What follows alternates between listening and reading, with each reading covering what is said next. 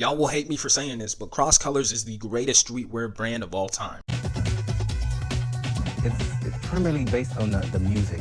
The reason why I'm saying this is because their designs really stand the test of time. And even though the brand isn't as big as it used to be, I just love that the brand can take you back to a certain time in history when there wasn't any streetwear like it before then. Cross Colors was started by Carl Jones and Thomas Walker, and the emphasis was to create a brand for urban culture while also supporting the culture through positive imagery. When I think of Cross Colors, I think of color blocking, I think of the fresh prints, I think of gigantic baggy joggers, and I automatically think about rappers. We think about TLC. I mean, they had names like Mary J. Blige wearing their stuff. Tribe Called Quest, comedians like Jamie Foxx. Their story is very fascinating to me because at that time there were very few black-owned fashion brands, let alone streetwear brands. And you also have to take into account that this was the 90s, y'all. Urban culture was not embraced the same way it was today. They literally had Marky Mark wearing a Malcolm X shirt. Bruh is from Boston, y'all. Like, people forget when they started the business, there were $300K in debt, and within 3 days they sold 20 million in orders. That's unheard of from anybody. And from then on, the rest was history. Cross Colors takes you back to a time and place, but to be honest with you, their designs are timeless. Most of the stuff they wore back then will be fly today.